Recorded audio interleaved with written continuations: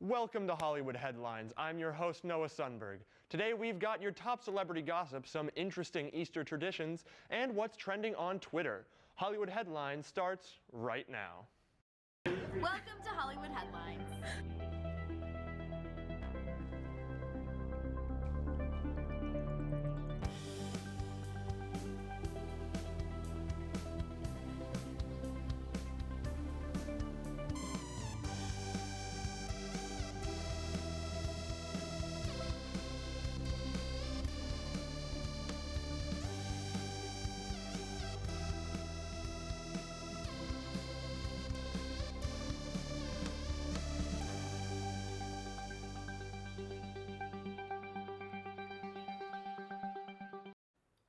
I'm your co-host, Haley Kaufman. Congrats to Maren Morris and Ryan Hurd. The country's stars have tied the knot. Morris and Hurd got married on Saturday at the Cordell in Nashville, Tennessee. The two got engaged last July, and they have been together since December of 2015. Hurd released his new song, Diamonds Are Twine, just one day before their wedding. Shortly after the wedding, Morris shared some of her favorite memories from the big day on Instagram. Her wedding dress was a custom Cabana Baker and her shoes were Gucci. The couple wanted their wedding to reflect their relationship, so it ended up being a big party. There was a margarita bar, an oyster bar, a Motown DJ, and of course, their dog. Congratulations to the happy couple. These wedding dance moves have brought George W. Bush back into the spotlight over the weekend. Bush's nephew, Pierce Bush, got married. The 43rd President of the United States caught everyone's attention with his fancy jig. In a clip from the wedding that is quickly becoming viral on the internet, the 71-year-old can be seen getting his groove on with the bride, Sarah Beth Bush.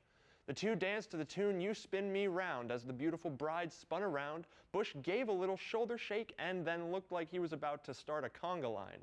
Let's take a look.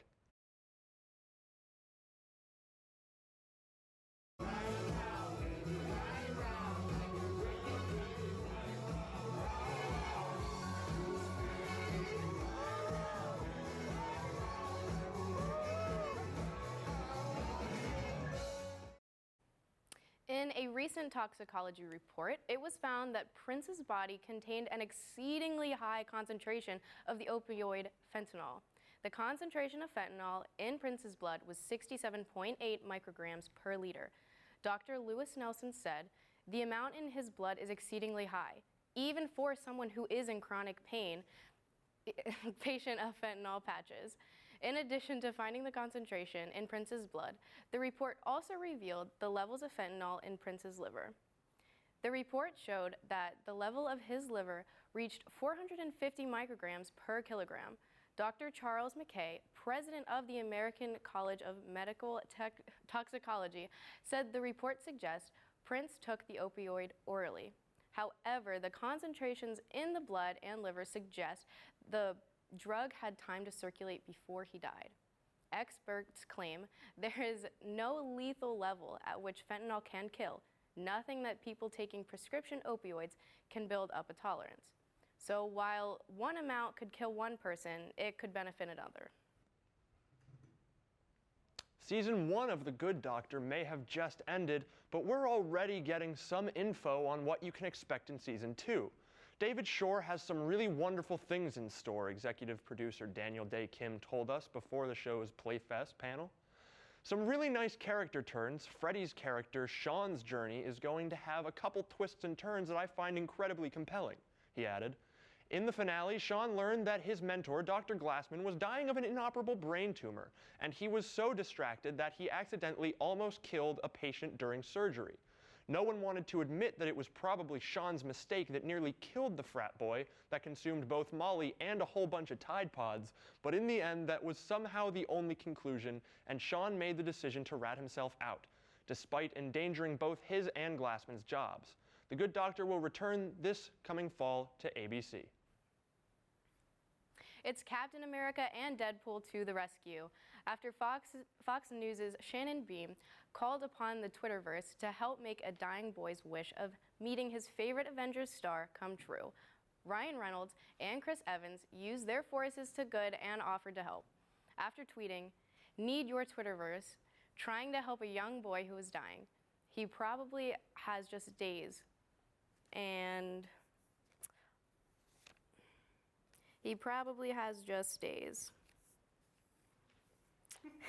and all he wants is a greeting from one of the Avengers, she tweeted. If you have a celeb connection, please let me know. Otherwise, could you help out with a retweet? Thank you in advance. I'm more of a reverse Avenger. The 41-year-old Deadpool star replied, but happy to help, DM me. The Captain America star then added, happy too, DM me. However, these weren't the only stars to step in and save the day. Chloe Bennett, who plays Daisy Johnson on the ABC show Marvel Agents of S.H.I.E.L.D., also reached out and asked for the little boy's name. In addition, Zachary Levi, who played the DC Comics hero Shazam, as well as Marvel's Fandral in several of the Thor films, offered to help too. Paul Bettany, who played Vision in Captain America, Civil War, and in the Avengers, Age of the Ultron, reached out as well. I'm the purple on, Bethany wrote, DM me. Receiving a swarm of replies, Bream thanked the volunteers for the support and tweeted that major progress has been made in fulfilling the wish of the child. Emilio, talk about real-life superheroes. Love is in the air and in the ballroom. Dancing with the Stars professionals Emma Slater and Sasha Farber are married. The dancers exchanged vows at Bella Blanca Event Center in Los Angeles on Sunday, but prior to that, they took first-look pictures at the Houdini Estate in Laurel Canyon. Fellow dancers Keo Mostep, Sharna Burgess, Julianne Hough, and Cheryl Burke were just some of the guests in attendance. Along with previous stars of the show, Nick and Vanessa Lachey and Drew Scott, for the big day, the 29-year-old bride donned two Ravini gowns, one fitted sheer dress with lace and a second with a whimsical sheath with a long flowy skirt ideal for dancing. The groom selected a white handmade tux by Onic Design, a designer from Dancing with the Stars. As Emma walked down the aisle, instantly locking eyes with Sasha, it was as if time stood still, wedding planner Michael Russo spilled. Their moving vows had moments of both humor and heartfelt emotion, which made the ceremony a truly special and magical thing to behold. I couldn't be more proud to have been a witness to this celebration of pure, unconditional love. Back in October 2016, the two got engaged in front of a live studio audience and the world during an episode of Dancing with the Stars. The stunt dancer said yes as confetti came down from the ceiling as the entire cast came out to congratulate the pair. Sunday night's episode of Teen Mom OG left fans on their seats till the very end and allowed viewers to catch a sneak peek at next week's all-new show. Based on previews, we can see that Ryan Edwards and Mackenzie have the big news to share that they are expecting their first child together. We can see Mackenzie showing one of the producers, Jenny, a positive pregnancy test, although fans will have to wait just a few days until they learn more from the show. Viewers have received hints that the couple is hoping to expand their family.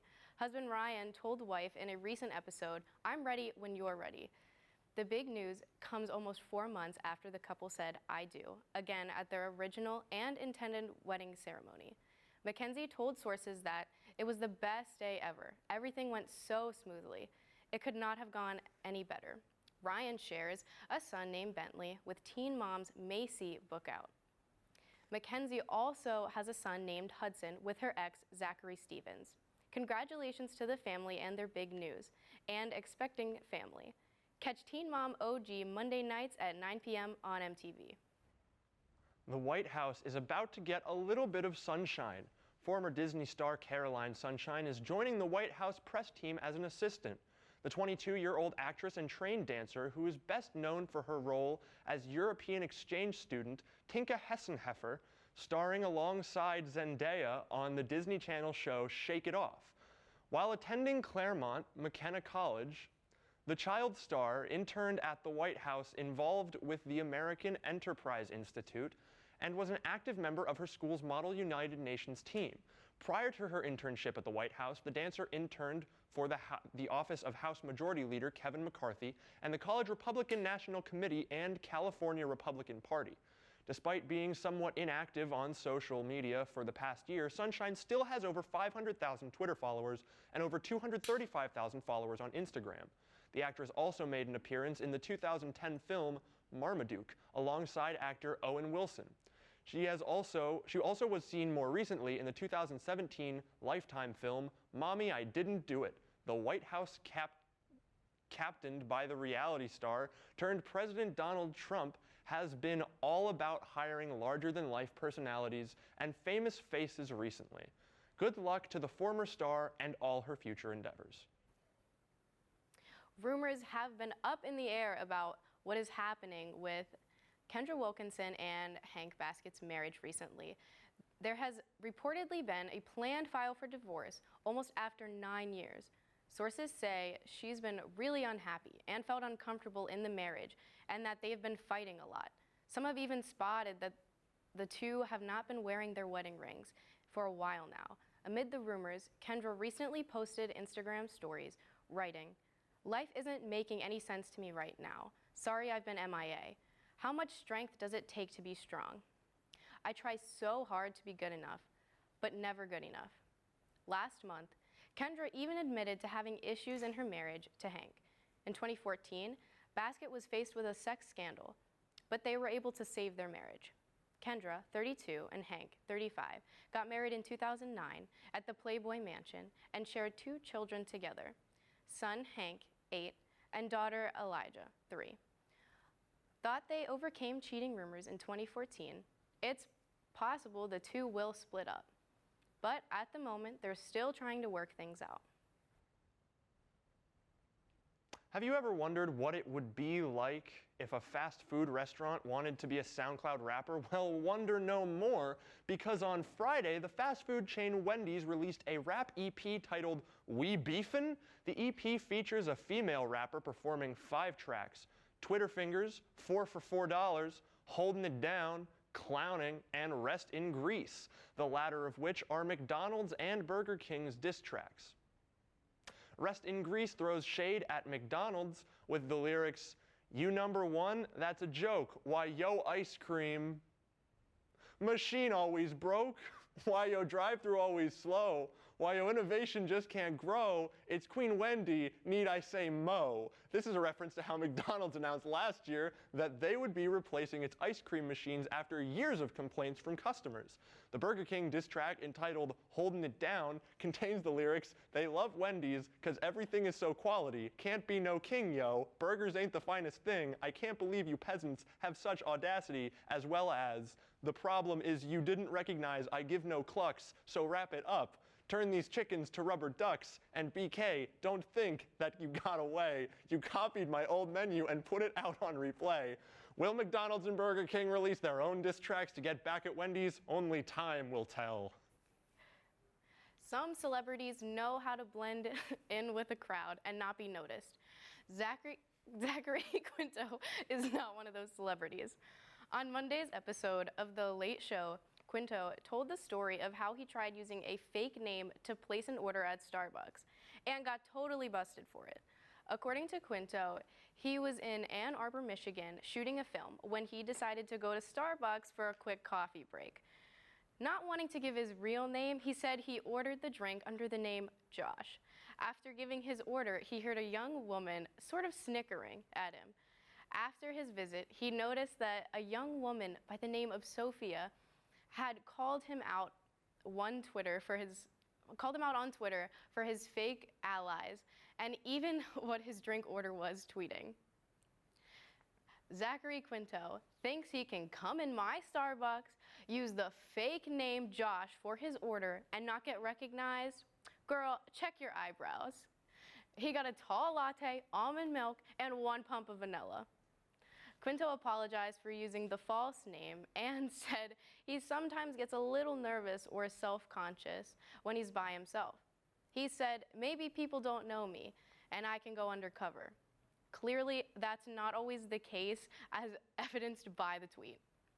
We guess Quinto is going to need a disguise next time he tries to not be noticed, instead of just a simple name change. It's been 20 years since Dawson's Creek aired its first episode on the WB, and to celebrate the anniversary, Entertainment Weekly reunited 8 fan favorites to share their memories of the drama. The magazine released 4 different solo covers featuring each of the different lead actors. Exclusive interviews were done with the cast.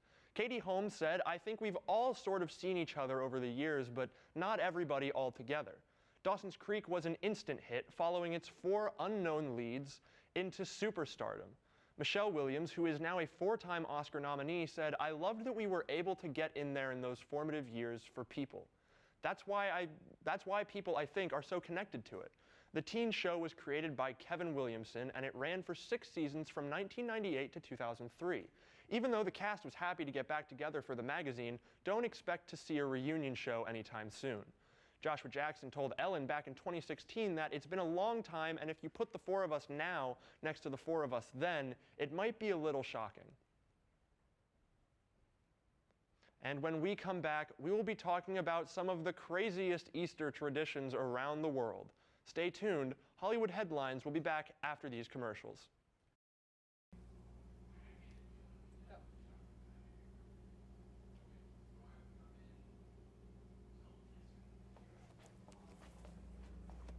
Hey, man.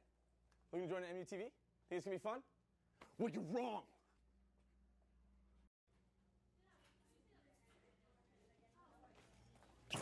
Drop and give me 20. Come on! Come on! It's enough curls. Squat!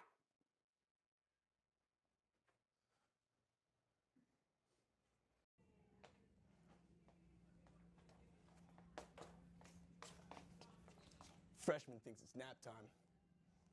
Wakey, wakey. What are you doing? What are you doing? Is this acceptable? Is this acceptable? First and last time there, freshie boy.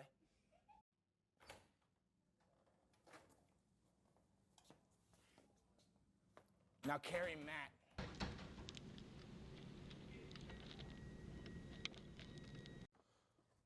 With the first selection in the draft, MUTV selects Hunter Conley?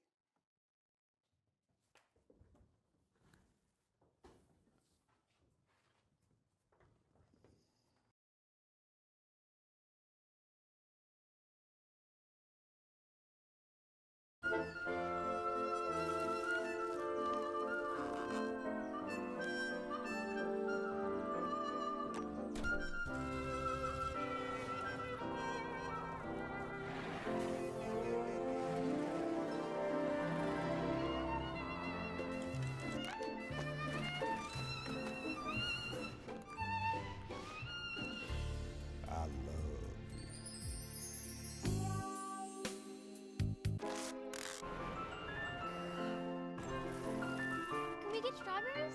Okay.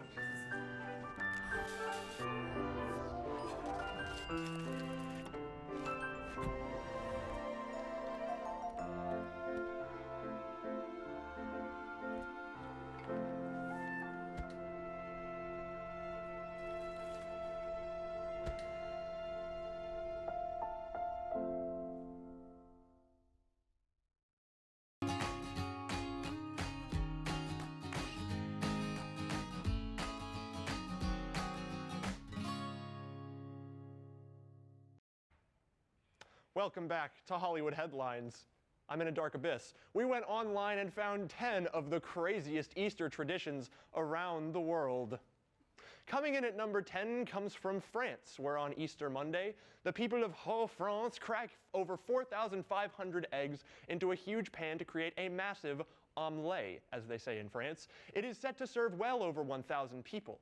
Each family from the town gathers up all their eggs and cracks them before adding their share to the giant pan to be cooked in the middle of the main square. When the omelette is finally ready, let's just say those people will have meals for the next few days. Next up is the good men of Hungerford, Britain, who would scoff at the whipping of women in the Czech Republic as they take on a more gentlemanlike tradition for women. The people of this southern part of England gather to elect 2 tootie men to roam the town with a flower-decorated tootie, which is a pole, handing out oranges to local women in return for a kiss. Number 8 on the list of craziest international Easter traditions comes from Norway, where TV channels run crime shows and release a number of detective novels just before Easter. The interest in crime TV and novels is so high that even the milk cartons have short crime stories on them. People across the country flock to mountains to binge the new shows and books. The tradition began around 1923. Coming in at number 7 on the list is butter lambs throughout Europe. A typical Eastern Russian feast is accompanied by a hunk of butter in the shape of a lamb. Why a lamb? Well, in ancient times, lambs were considered lucky, and people were sure that a lamb was not Satan in disguise. Next takes place in Hungary, where Hungarian women dress up in traditional clothes and then on Easter get splashed with water. While this may be uncomfortable, it is definitely better than some of the others on this list. Coming to number 5 on the craziest list goes to the Philippines. Nowhere is Easter celebrated more seriously than the Philippines. In the central province of Pampanga, many Catholics willingly volunteer to have their palms and feet nailed before being crucified by Roman-dressed people. The local mayor supports the tradition as it draws up to 60,000 people every year. Getting to number 4 on our list comes from Greece. A typical Easter tradition for many households is to decorate eggs with many different colors. But in Greece, you will only find red eggs. Red represents the color of life, and for the Greeks, the blood of Christ. Eggs are a symbol of life, and having the eggs decorated red portrays the message of victory over death. Next on our list of craziest Easter traditions around the world is in Colombia. The people of the country are not interested in eating chocolate eggs. Instead, they take the holiday to feast on iguanas, turtles, and even big rodents. All are considered a big delicacy for the Colombians. Coming to the top of the list takes place in Finland, where the tradition Easterween is a tradition. Well, forget Halloween. The time to dress up as witches or werewolves and go door to door getting candy happens during Easter for Finland. Not only do children dress up, but many bonfires are held to scare away witches and Satan. Coming in at number 1 on the craziest tradition list comes from Czech Republic and Slovakia. If you are a woman living in one of the two, it is your best interest to stay inside your home on Easter. Local men and boys roam the streets with decorated whips looking for girls to lightly whip. Don't worry, it's not supposed to hurt, but rather to encourage beauty and good health. So, one of the things it talks about, I'm actually familiar with. Two of the things that it talks about, I'm actually familiar with. Because my family, going back in our family, I believe it was my great-grandmother, was a Russian Orthodox. So we go to the Russian Orthodox church, and the butter lamb thing, like that's completely true. Like all the baskets that get blessed after the service always have little butter lambs. And also the red eggs, they hand those out at the end of service also. So accurate. I don't know about weird. I think it's fine. How long do you think it would take to make a butter lamb? I mean, it depends on how in-depth you want to get, you know? Like if you want to add each individual like little puff of fluff on that lamb, probably a while, but you can also probably buy them. I feel like they're probably created in a factory at this point. But yeah, Easter traditions, you know, it's crazy. But that's all the time we have to talk about crazy Easter traditions. So we're gonna go take a commercial, and when we come back, we're gonna be looking at the top trending hashtags on Twitter. Don't move. Hollywood Headlines will be right back.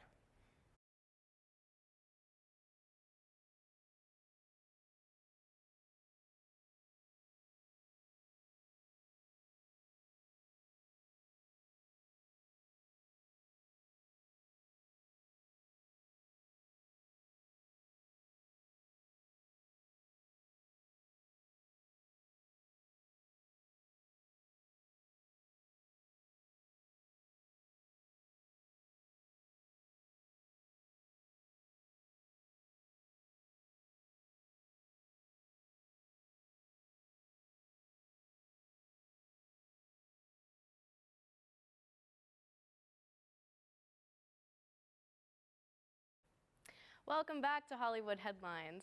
We are now going to be taking a look at what hashtags are trending on Twitter right now. First up is, of course, Wednesday Wisdom. So, Noah, I heard you have a great Wednesday Wisdom. Oh, Please yes. share it. Oh, yes.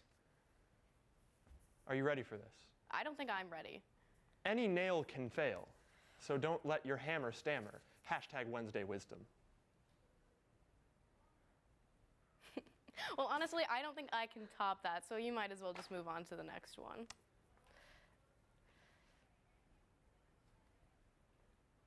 Our next hashtag, it's going. We're getting there, boys. Hashtag better yourself in 3 words. There it is, right here. Look at that beautiful graphic we have. Better yourself in 3 words. I am great. You know, I don't need to better ourselves. That's when right. We are You should be happy. self-confident how you are. enough That's right. to come out here and share these wonderful hashtags with all of you here in the beautiful Hollywood Hills. Let's get it for this beautiful location shot. Yeah, you should just be happy with how you are right now. Right, That's that's what I'm perfectly saying. fine. You make a good point. All right, well, the third hashtag trending on Twitter is my day improves when. Well, that's so easy for me. My day improves when I have coffee. See, I'm not a big coffee person, so I would say my day improves when my classes are over. Well, that's good too. I just want to sit and do absolutely nothing for the rest of the day and the rest of my life. All right. The number 4, the next one on our list, as some might say, is hashtag my dream job in 4 words. In words, 4 words. The number 4 is there. However, mine, very easy for me, Hoenn Pokemon League champion, because let's be honest, I want that Metagross. I want to be Steven. Well, I'm still trying to figure out what I want to do. So for right now, I will say, one day, I'll know. That's all I have to say. I'll figure it out. I've got time. I like it. I like it. So, yeah, hashtags. I mean, like, I'm not a big Twitter person. You a big Twitter person? Not really. Yeah, I don't use Twitter that much. They were like, you're going to talk about hashtags. I was like, I need to see what these hashtags are about. A lot of them are very similar things. They're just like, hey, be good to yourself, dude. And I'm like, yeah, you go, internet. Thanks for being cool in the pool. You know what I'm saying? That's right. Cool Spread in positivity. the pool. Also, words of wisdom, Wednesday wisdom. Be cool in the pool. That was so good. It's not going to show up, no matter how much I gesture here, but that'd Wow. be great. Well, I'm really going to jump Dive in. right into Yep. that pool. Oh. That cool pool. That's so Awesome. good. Now, that's all the time we have for Hollywood Headlines tonight. Thank you to everyone for watching. I am your host, Noah Sundberg. And I'm your co-host, Haley Kaufman. Tune in next week for more Hollywood Headlines right here on MUTV.